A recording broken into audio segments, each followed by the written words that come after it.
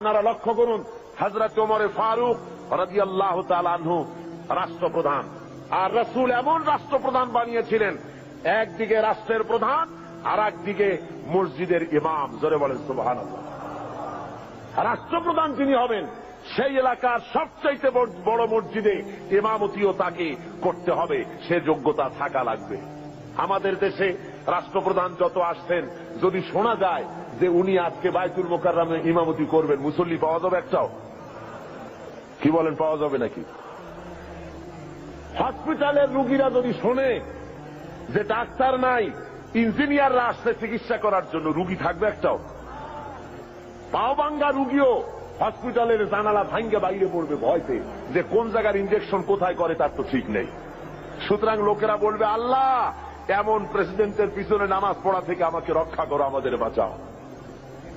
রাসূল বানিয়েছিলেন এমন, যিনি হবেন রাষ্ট্রপ্রধান, তিনি হবেন মসজিদের কি ইমাম, তিনি অর্থনীতির ইমাম, তিনি গোটা দেশের ইমাম।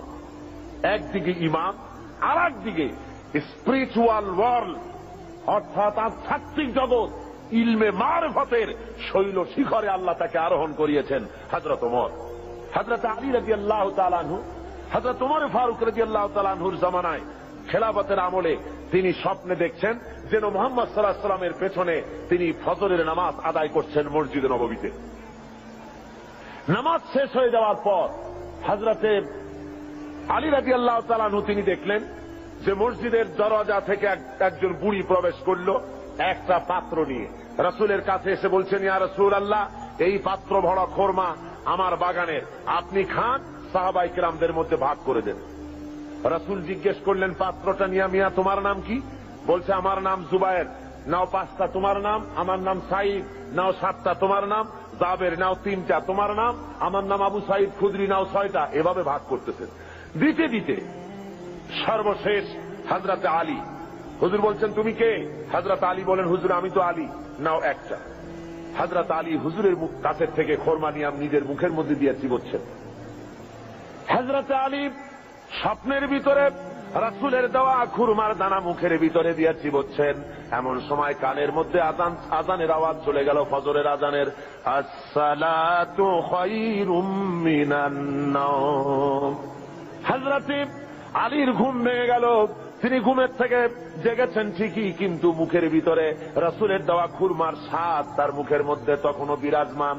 আল্লাহর নবীর জান্নাতি সুগ্রাণ তখনও হযরত আলীর ঘরের মধ্যে তখনও রয়েছে। হযরত আলী উযু করে মসজিদে নববীর ভিতরে চলে গেলেন, যায় দেখেন হযরত ওমর ইমামতি করতেছেন। নামাজ শেষে ওমর যখন পিছনে ফিরেছেন, হযরত আলী দেখেন মসজিদের ভিতরে একজন লোক ঢুকলো। মসজিদের ভিতরে একজন বুড়ি ঢুকলেন, হাতে একটা পাত্র নিয়ে এসে বলছেন, হে আমার আমিরুল মুমিনিন, এটা আমার বাগানের, আপনি নিজে খান আর রাসূলের সাহাবীদের মধ্যে ভাগ করে। হযরত ওমর ফারুক রাদিয়াল্লাহু তাআলা আনহু খোরমার পাত্র হাতে নিয়ে বলছেন, তোমার নাম কি? কয় অমুক না ওই কয়টা। তোমার নাম কি? অমুক নয় ওই কয়টা। দিতে দিতে হযরত আলীর বেলায় বলেন, আলী তুমি কে? কয় আমি তো আলী। কয় তুমি নাও 1টা। হযরত আলী বলেন, ভাই ওমর, তোমার কাছে তো খোরমা আরো আছে পাত্রে দেখা যায়, আমার ঘরে ছেলে পেলে আছে, দিলে তো তুমি আরো দিতে পারো, আমার 1টা কেন দিলে? একাধিক দাও না কেন?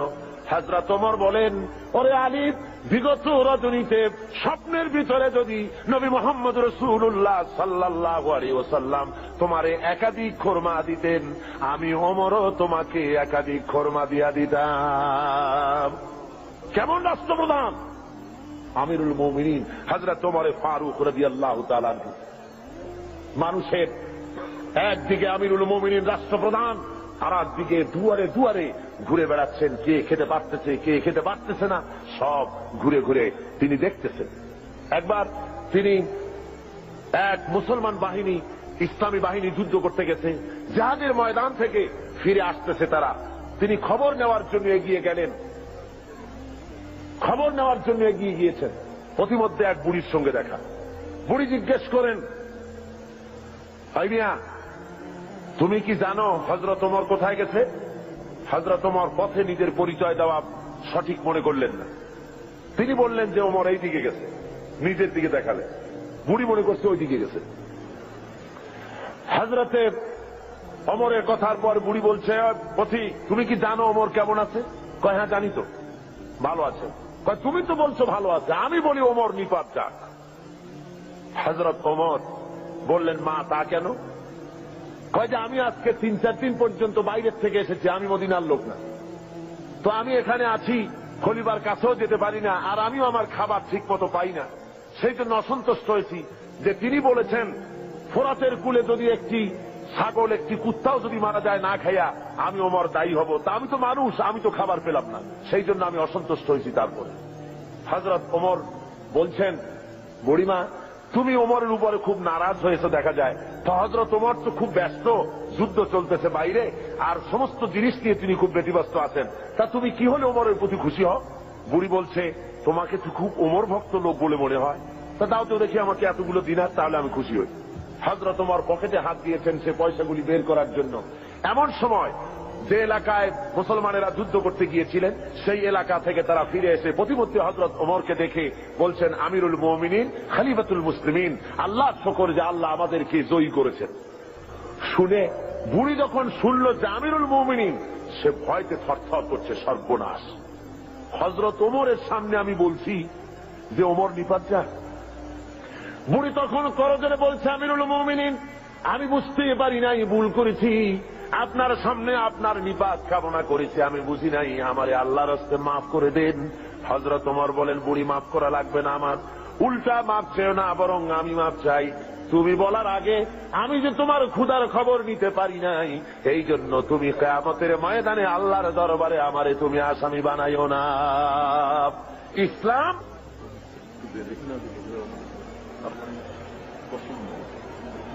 বন্ধুগণ, মানুষের প্রচন্ড ভিড়ে মানুষ মারা যাওয়ার উপক্রম হচ্ছে কোন কোন আশেপাশে। তো আমি যদি আপনাদের বলি একটু চাপতে, আপনারা কি পারবেন? আমিও জানি আপনারা পারবেন, কিন্তু দাঁড়াবেন না, কেউ দাঁড়াবেন না, দাঁড়াবার কোনো পারমিশন নাই, বেয়াদবি করবেন না। বসা অবস্থায় একটু এগোন তো, বসা অবস্থায় চতুর্দিক থেকে কেউ কোন মুসলমান দাঁড়াবে না। বসা অবস্থায় একটু চেপে আসেন আর একটু মহব্বতের সাথে জিকির করেন, লা ইলাহা ইল্লাল্লাহ, খুব জোরে করেন, লা ইলাহা ইল্লাল্লাহ।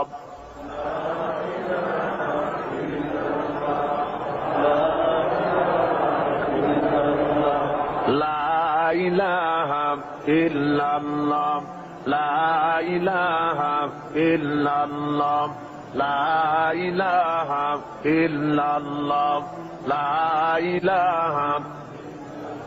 আরো জোরে করুন,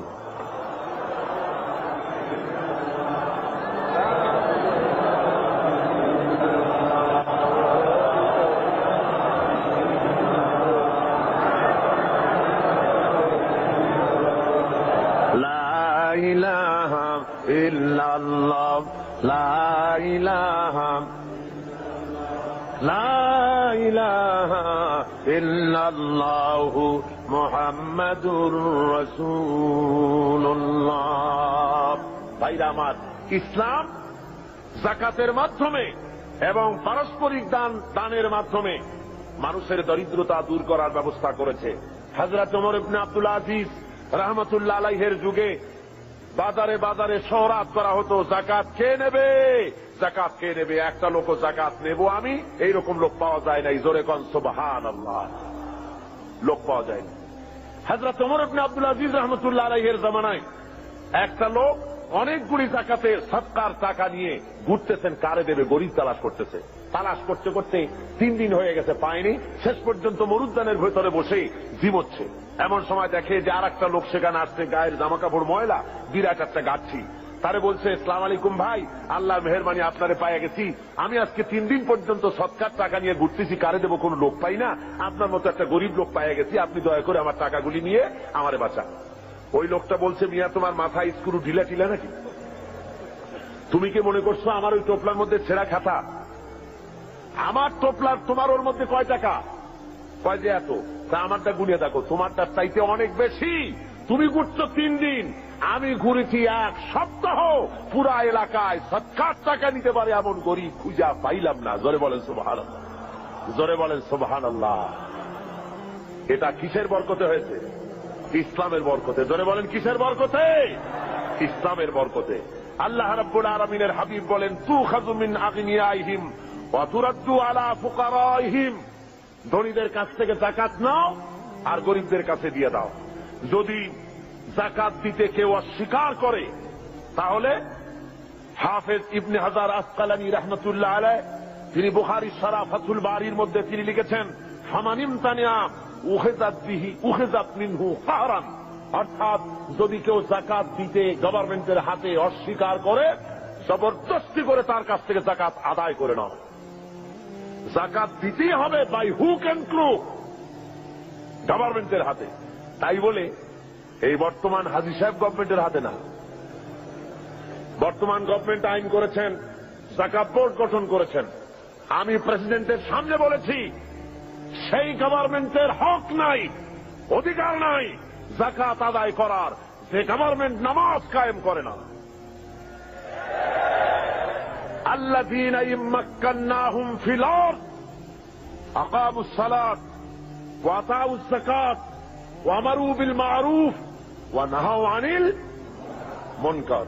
আল্লাহ রাব্বুল আলামিন বলেন, আমি যদি মানুষকে, মুমিনদেরকে যদি ক্ষমতায় দেই, চারখানা কাজ করবে। কয়খানা বলুন?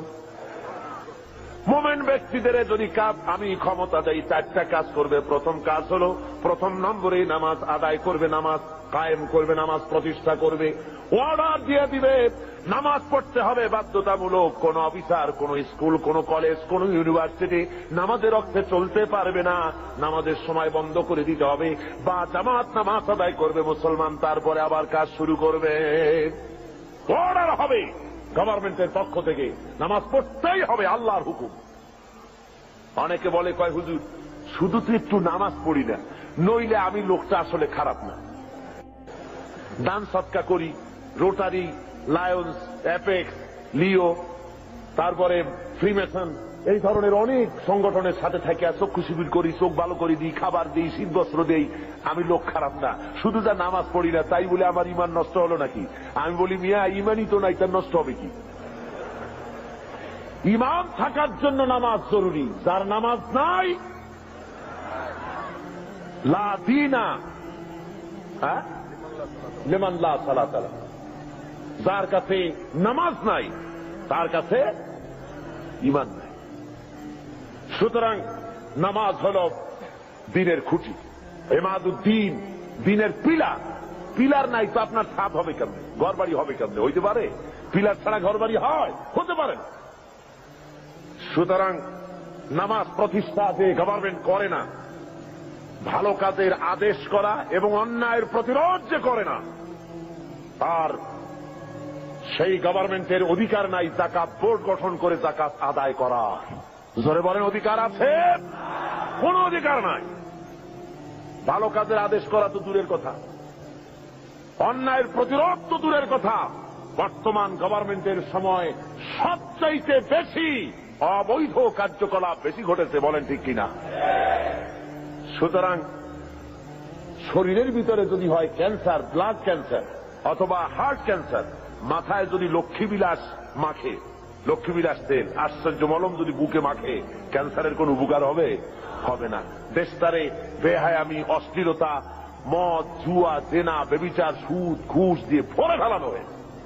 সুতরাং আপনার এই যাকাত বোর্ড গঠন করে এই দেশকে ভালো বানাবার কোন উপায় হতে পারে না। সেই জন্য রাসূল বলেছেন, ইসলামী গভর্নমেন্টের হক হল যাকাত আদায় করবে। যদি কেউ না দেয় তাহলে জবরদস্তি করে আদায় করবে। হযরতে আবু বকর সিদ্দিক রাদিয়াল্লাহু তাআলা আনহু যাকাত, মুনকিরিনে যাকাত, যারা যাকাত দিতে অস্বীকার করেছিলেন, তাদের সম্পর্কে তিনি বলেছিলেন, ওয়াল্লাহি লাউ কাতিলান্না মান ফাররাকা বাইনা সালাতি ওয়াজ যাকাত, আল্লাহর কসম আমি যুদ্ধ ঘোষণা করব, জিহাদ করব যারা যাকাত দিতে অস্বীকার করে। অর্থাৎ কাফেরদের বিরুদ্ধে জিহাদ করা যেমন ফরজ মনে করি, অনুরূপ ভাবে আমি যারা যাকাত দিতে অস্বীকার করে তাদের বিরুদ্ধে জিহাদ ঘোষণা করতে, জিহাদ করা আমি ফরজ মনে করি। সুতরাং মুসলমান সমাজের মধ্যে, ইসলামী সমাজে যাকাত গভর্নমেন্ট আদায় করে, জনগণের অভাব প্রয়োজন মিটায় দেয়। কেউ 10 তলায় বাস করবে আর কেউ গাছতলায় থাকবে, এই সিস্টেম ইসলামের কাছে নাই। ইসলাম মানুষকে সমান করে দিতে পারে, এই ব্যবস্থা পৃথিবীতে আর কেউ করে দিতে পারে না। রাসূল পাক সাল্লাল্লাহু আলাইহি ওয়াসাল্লাম বলেছেন, তিনি আজকে যেমন পৃথিবীতে ব্যাংক আছে, এরকম একটি ব্যাংক উদ্বোধন করেছিলেন আল্লাহর নবী। আজকের ব্যাংকগুলি তো সুদভিত্তিক ব্যাংক, আর হুজুর যে ব্যাংক উদ্বোধন করেছিলেন সে ব্যাংকের নাম ছিল বাইতুল মাল। কি নাম ছিল? বাইতুল মাল নামক ব্যাংক উদ্বোধন করতে গিয়ে আল্লাহর নবী বলেছিলেন, মান তারাকা দায়নান আও দিয়ান ফালাইয়া। আল্লাহর নবী বলেন, যদি কোন ঋণগ্রস্ত ব্যক্তি ঋণ পরিশোধ না করে যদি মারা যায়, তাহলে আমি মুহাম্মদ সাল্লাল্লাহু আলাইহি ওয়াসাল্লাম তার পূর্ণ ঋণের ভার নিয়ে নিলাম। শুধু ঋণ শোধের ভারই নিলাম না, তার বিধবা স্ত্রী এবং তার অসহায় ছেলে পেলে এতিম বাচ্চাগুলি সবগুলির বোঝা আমি মুহাম্মদ সাল্লাল্লাহু আলাইহি ওয়াসাল্লাম আমার কাঁধে উঠাইয়া নিলাম। এর নাম ইসলামী স্টেট। রাষ্ট্রপ্রধান গোটা দেশের সবকিছুর জন্য তাকে দায়ী হতে হয় এবং জনগণের খেদমত করার জন্য প্রস্তুতি নিতে হয়। আর এ পথ একমাত্র দিতে পারে ইসলাম, আর কেউ দিতে পারে না। সেই জন্য ইসলাম এই যাকাতের ভিত্তিতে, যাকাত ব্যবস্থার মাধ্যমে জনগণকে ইসলামের পথ দেখিয়েছে, তাদেরকে অভাব অভিযোগ দূর করেছে, খাওয়া পড়া শিক্ষা চিকিৎসা বাসস্থানের গ্যারান্টি দিয়েছে। এই ব্যবস্থা আর কেউ দিতে পারে না। আল্লাহ রাব্বুল আলামিন কোরআনে কারীমের মধ্যে বলেন, কায়লা ইয়াকুনা দুলাতাম বাইনাল আগনিয়াই মিনকুম। তোমাদের কিছু সংখ্যক ধনীদের হাতে যেন সম্পদ পুঞ্জীভূত হয়ে না থাকে, গুটি কয়েক ধনীদের কাছে যেন সম্পদ পুঞ্জীভূত হয়ে না থাকে, বরং তা স্প্রেড করে গোটা সমাজের মধ্যে যেন যাকাত সৎকার আকারে তা যেন ছড়িয়ে যায়। আল্লাহ রাব্বুল আলামিন বলেন, কিয়ামতের দিন জাহান্নামীদেরকে প্রশ্ন করা হবে, ইয়াতাসাআলুনা আনিল মুজরিমিন মা সালাকাকুম ফি সাকার। জাহান্নামীদেরকে জিজ্ঞাসা করা হবে, কেন তোমরা আজকে জাহান্নামে এলে? ওরা জবাবে বলবে, ক্বালু লাম নাকু মিনাল মুসাল্লিনা ওয়া লাম নাকু নুতঈমুল মিসকিন। ওরা বলবে, আমরা নামাজ আদায় করতাম না, আর আমরা ফকির মিসকিনদেরকে খেতে দিতাম না, এই কারণে জাহান্নামে এসেছি। এই আয়াত দ্বারা প্রমাণ হলো জাহান্নামে মানুষ যত কারণে যাবে তার মধ্যে দুইটা কারণ হলো বড়। কয়টা কারণ বড়? দুইটি কারণ বড়। একটি হলো নামাজ আদায় না করা, 2 নম্বর হলো এতিম মিসকিন গরিবদেরকে খেতে না দেওয়া। যদি এভাবে করা হয়, এ কারণে আল্লাহ তাদের জাহান্নামে দিবেন। আল্লাহ রাব্বুল আলামিন বলেন, আরাআইতাল্লাযী ইউকাযযিবু বিদ্দীন। পড়েন সবাই, আরাআইতাল্লাযী ইউকাযযিবু বিদ্দীন ফাযালিকাল্লাযী ইয়াদুউল ইয়াতীম ওয়ালা ইয়াহুদ্দু আলা তুআমিল মিসকিন فويل للمصلين الذين هم عن صلاتهم ساهون الذين هم يراءون ويمنعون الماعون। হে নবী, আপনি কি দেখেছেন ওই ব্যক্তিকে যে পরকালকে অস্বীকার করেছে, দিনকে অস্বীকার করেছে? পরকাল আর দিনকে অস্বীকার করেছে কারা? যারা নাকি এতিমকে গলায় ধাক্কা দিয়েছে আর মিসকিনকে খেতে দেয়নি। এতিমের গলায় ধাক্কা মারা আর মিসকিনকে খেতে না দেওয়া পরকালকে অস্বীকার করার শামিল। জোরে বলেন সুবহানাল্লাহ। কত বড় কথা! এতিম মিসকিনকে গলায় ধাক্কা মারা এবং মিসকিনকে খেতে না দেওয়া, এতিমকে ধাক্কা দেওয়া আল্লাহ রাব্বুল আলামিন বরদাস্ত করেন না। পরকালকে অস্বীকার করার শামিল এগুলি হয়ে যায়। তাই ইসলাম বলেছে, গরিব মিসকিনকে ভালো ব্যবহার করো, তাদেরকে খাবার দাও, পড়ার দাও। আর এর সব কিছুর দায়িত্ব হলো গভর্নমেন্টের। ইসলামী গভর্নমেন্ট যদি হয়ে যায়, কোরআনের রাজ যদি কায়েম হয়ে যায়, তাহলে কেউ 1000 বিঘা জমির মালিক হবে, আর কারো রান্নাঘর উঠাবারও জায়গা থাকবে না। এই ব্যবস্থা ইসলাম হলে এ ব্যবস্থা থাকতে পারবে না। সুতরাং শহরের, দেশের সবচাইতে ভালো বাড়িটিতে প্রেসিডেন্ট থাকবেন, ভালো ভালো বাড়িগুলিতে মন্ত্রীরা থাকবেন, জেলার সবচাইতে ভালো বাড়িতে কমিশনার বা ডিসি থাকবেন, আর জনগণ থাকবে কুড়ে ঘরে, থাকার জায়গা নাই। Kamalapur rail station, Chittagong rail station, স্টেশনে কোন রকম করে মাথা গুঁজে থাকবে। ইসলাম এই ব্যবস্থা করে না। সকলের থাকা, খাওয়া, পড়া, শিক্ষা, চিকিৎসা, বাসস্থান দেয় কে? জোরে বলেন, কে দেয়? ইসলাম দেয়। আজকে শ্রমিকদেরকে তথাকথিত সমাজবাদীরা তারা বলে ইসলামের কাছে অর্থনীতি নাই। আরে বাবা, ইসলামের কাছে নাই, তুমি পেলে কোত্থেকে? তোমার কার্ল মার্কস, তোমার লেনিন যতটুকুন পেয়েছে ইসলামকে রিসার্চ করে তার থেকে একটুখানি নিতে চেষ্টা করেছে। কথা বুঝতে পেরেছে? ইসলাম দিয়েছে শ্রমিকের অধিকার। শ্রমিকের অধিকার কে দিয়েছে বলুন? শ্রমিককে হিংসা করা নিষেধ, ঘৃণা করা নিষেধ। যেহেতু শ্রমিককে আল্লাহ রাব্বুল আলামিনের হাবিব বলেছেন আল কাসিবু হাবিবুল্লাহ, যারা সহজে উপার্জন করে তারা হলো আল্লাহর বন্ধু। জোরে বলেন সুবহানাল্লাহ। যারা সহজে উপার্জন করে, যারা কাজ করে খায়, তাদের মতো ভালো ইনকাম, হালাল রুজি আর কার হতে পারে? আল্লাহ রাব্বুল আলামিনের হাবিব শ্রমিকদের অধিকার সম্পর্কে, শ্রমিক আর মালিকের সম্পর্কে বলেছেন, মালিক আর শ্রমিকের মধ্যে সম্পর্ক যেটা হবে সেটা গোলাম আর মনিবের সম্পর্ক হবে না, সে সম্পর্ক হবে ভাই ভাই। মনিব মালিক শ্রমিকের, মিলের মালিক এবং শ্রমিক দুজনের মধ্যে সম্পর্ক হবে ভাই ভাইয়ের সম্পর্ক। হুজুর বলেছেন তোমরা যেমন খাবে তাদেরকে তেমন খাওয়াবে, তোমরা যেমন পড়বে তাদেরকে তেমন পড়াবে, তোমরা যেমন থাকবে শ্রমিকদেরকে তেমন থাকার ব্যবস্থা করে দাও। ইসলাম বলেছে, দুনিয়ার আর কেউ বলতে পারেনি। ইসলামের ব্যবস্থা নিজের মানুষের সামনে পরিষ্কার করে দেখিয়েছে। রাসূল পাক সাল্লাল্লাহু আলাইহি ওয়াসাল্লাম বলেছেন শ্রমিকের গায়ের ঘাম শুকিয়ে যাওয়ার আগে তার ন্যায্য প্রাপ্য বুঝিয়ে দাও। কোন পারিশ্রমিক ঠিক না করে কোন শ্রমিককে কাজে লাগিও না, পারিশ্রমিক আগে ঠিক করে নাও। সুতরাং শ্রমিকদের মধ্যে, মনিবের মধ্যে কোন ক্লাসে স্ট্রাগল হতে পারে না, মালিকের মধ্যে কোন ক্লাসে স্ট্রাগল হতে পারে না যদি খাওয়া পড়ার এই ব্যবধান যদি না থাকে, সব যদি সমান করে দেওয়া হয়। এই ব্যবস্থা ইসলাম করেছিল। আজকে ইসলামী স্টেট না থাকার কারণে